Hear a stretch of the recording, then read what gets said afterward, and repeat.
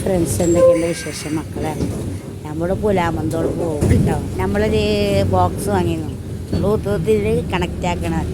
അപ്പോൾ എനിക്കതിനെ ABCD ഒന്നും പറഞ്ഞു തന്നിട്ടില്ല. അപ്പോൾ നമ്മൾ വെൻ ഡ്രൈവർ കുത്തിവെക്കണതാണ് സാധനമാണ്. പക്ഷെ നമ്മളത് പറ്റുന്നില്ല കേട്ടോ. അപ്പോൾ നമ്മളെ ഒരു കുഞ്ഞാൻ്റെ അടുത്തേക്ക് പോവാണ്.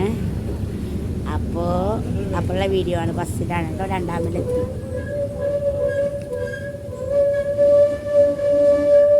എല്ലാവരും ഹാപ്പി ആയിരിക്കുക, സന്തോഷമായിരിക്കുക, എൻജോയ് ചെയ്യുക, മറ്റുള്ളവരെ സഹായിക്കുക നോക്കുക, മറ്റുള്ളവരെ കുറ്റം പറയാതെ വീഡിയോ ചെയ്യുക, ധരിക്കുക. ഒരാൾ എന്ത് ചെയ്താലും അതിനൊരു ഓപ്പോസിറ്റ് കണ്ടുപിടിച്ച് റീച്ച് ഉണ്ടാക്കാൻ വേണ്ടി ഒരുങ്ങരുത്.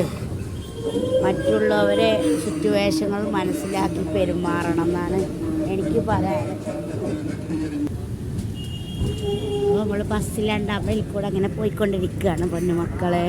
അപ്പോൾ എല്ലാവരും മറ്റുള്ളവരെ കുറ്റപ്പെടുത്താതെ, എന്നെ തന്നെയാണ് കുറ്റപ്പെടുത്തുന്നത് എനിക്കറിയാം, പക്ഷേ റീച്ചിന് വേണ്ടിയിട്ടാണെന്ന് എനിക്കറിയാം. പക്ഷേ അത് വല്ലാത്ത മനസ്സിന് സങ്കടമാവുന്നുണ്ട്.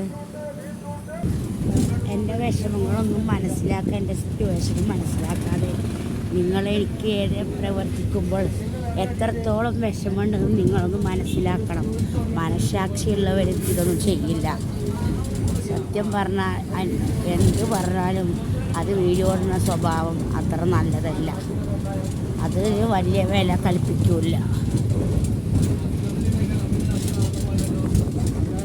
എൻ്റെ പേര് വെച്ചിട്ട് മറ്റുള്ളവരെ കമൻ്റ് ഇടുക, അതുപോലെ മറ്റുള്ളവരെ നമുക്ക് ഇഷ്ടപ്പെട്ട വ്യക്തിയെ കുറ്റം പറയുക, അതൊന്നും ചെയ്യണ്ട. അവനാൻ്റെ കണ്ടൻറ്റ് ക്രിയേറ്റ് ചെയ്തിട്ട് നല്ല വീഡിയോ ചെയ്താലേ കാര്യമുള്ളൂ, മറ്റുള്ളവർക്ക് ഇഷ്ടപ്പെടുള്ളൂ. മറ്റുള്ളവരെ പ്രൊഫൈൽ ഫോട്ടോ എടുത്തിട്ട് വീഡിയോ ചെയ്യുന്നതും അത്ര നല്ല സ്വഭാവക്കാരി ലക്ഷണങ്ങളല്ല. എൻ്റെ പെർമിറ്റ് ഇല്ലാതെ നിങ്ങൾക്ക് ആർക്കും എൻ്റെ ഫോട്ടോ വെച്ചിട്ടുള്ള വീഡിയോ ചെയ്യണത് പിന്നെ നിയമപരമായ നിരുത്തമാണ്. പക്ഷേ ഞാനതിന് നടപടി കൊണ്ടുപോകാത്തത് എന്തുകൊണ്ടാണെന്നറിയോ? എന്നെ സ്നേഹിക്കുന്നത് വരെ വേണ്ടാന്ന് വിചാരിച്ചിട്ടാണ് ഞാനത് നടപടിയിലേക്ക് പോകാത്തത്. പക്ഷേ ഇങ്ങനെയൊക്കെ ചെയ്യുന്നവർക്ക് നടപടി ഉറപ്പായിട്ട് കൊടുക്കേണ്ടതാണ്. പക്ഷേ ഞാനത് ചെയ്യുന്നില്ല.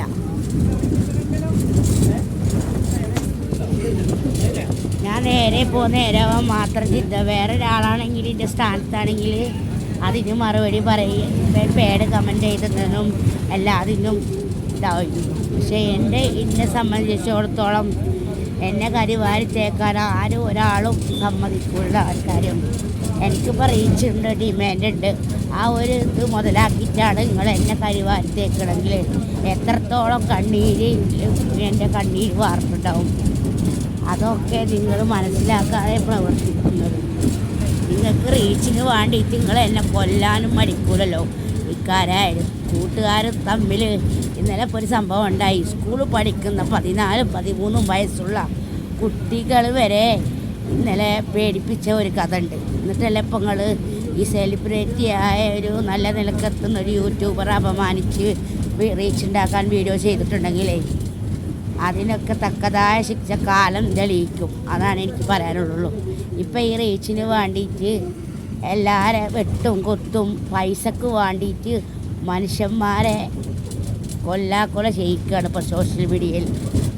അത് നിർത്തുകയാണ് നല്ലത്. എന്താ വെച്ചാൽ എൻ്റെ നാടിനും എൻ്റെ നാട്ടുകാർക്കും അഭിമാനം വരുന്ന സെലൂക്കിഷൻ വളപുരത്തിനെ എങ്ങനെ അപമാനിക്കരുത്? റിക്വസ്റ്റാണ് പറയുന്നത്. എന്ന് വെച്ചാൽ എൻ്റെ നാടിനെ കുറിച്ചിട്ടും കൂടെ അപമാനമാണ് വരുന്നത്. ഇല്ലാത്ത സ്നേഹിച്ചതിൻ്റെ പേരിൽ എനിക്ക് കിട്ടുന്ന ഈ അവാർഡല്ലേ. പക്ഷെ നിങ്ങളാരും തകർത്താൻ നോക്കി തകരാത്ത ഒരാളാണ് എൻ്റെ റബ്ബ് എൻ്റെ കൂടെ ഉള്ളിടത്തോളം കാലം ഞാൻ ആർക്കും നല്ലതേ ചെയ്തിട്ടുള്ളൂ. എൻ്റെ കളങ്കമില്ലാത്ത സ്നേഹമാണ് നിങ്ങൾ മുതലെടുക്കുന്നത്. എനിക്കിത് ചെയ്യാതിരിക്കാൻ പറ്റുന്നില്ല. ഇത് റിയാക്ഷൻ വീഡിയോ ആണ്.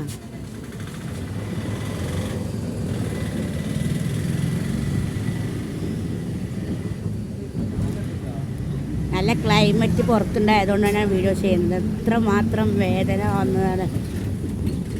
ഒരാളെ സഹായിച്ചതിൻ്റെ പേരിൽ എനിക്ക് ഉണ്ടായ അപമാനം നിങ്ങളാർക്കും പറഞ്ഞാൽ മനസ്സിലാവില്ല. സ്നേഹിച്ചതിൻ്റെ പേരിലാണല്ലോ. ഡിലേറ്റ് ചെയ്യാൻ പറഞ്ഞാൽ ചെയ്യില്ല. ഇത്ര ഒരു മനസ്സാക്ഷി ഇല്ലാത്തവരായി പോയല്ലോ. എല്ലാ യൂട്യൂബർമാരും ഒറ്റക്കെട്ടായി നിൽക്കുന്നത് ഇപ്പോൾ ഉപരി വേറുള്ളവരെ മറ്റുള്ളവരെ കുറ്റം പറഞ്ഞ് വീഡിയോസ് ചെയ്തിട്ട് റീച്ച് ഉണ്ടാക്കുക. ഇത് ഇവിടെ ജീവിച്ചാൽ പോരല്ലോ, മരണം എന്നുള്ള ഒരു ചിന്താഗതി വേണം മനസ്സിൽ. പൈസക്ക് വേണ്ടി എല്ലാവരും കൊല്ലാനും മരിക്കൂല മരിക്കാർ. ഇവിടെ ഇങ്ങനെ കൊഞ്ചിക്കൊഴിഞ്ഞ് ആടാനും ഇവർക്കൊരു മടിയില്ലാത്ത സമൂഹത്തിലാണ് നമ്മൾ ജീവിച്ചിരിക്കുന്നത്. ഒന്നര 15 വയസ്സ് കുട്ടിയാണ് ഇന്നലെ പേടിപ്പിച്ചിരിക്കുന്നത്. പക്ഷേ അത് കൂടെ പഠിക്കുന്ന ആൾക്കാർ ആ സമൂഹത്തിലാണ് നമ്മൾ ജീവിച്ചിരിക്കുന്നത്. അത്ര പോലും വില കൽപ്പിക്കാത്തവരാണ് ഈ സമൂഹങ്ങൾ. നാട് കേടന്ന് വരികയാണ്. അപ്പം എനിക്കൊന്നേ പറയാനുള്ളൂ, പിന്നെ നല്ല സത്യസന്ധമായ കാര്യങ്ങൾ ചെയ്തിട്ട് വെച്ചുണ്ടാക്കുക. അപ്പോൾ ഓൾ ദി ബെസ്റ്റ്. അസ്സലാമു അലൈക്കും.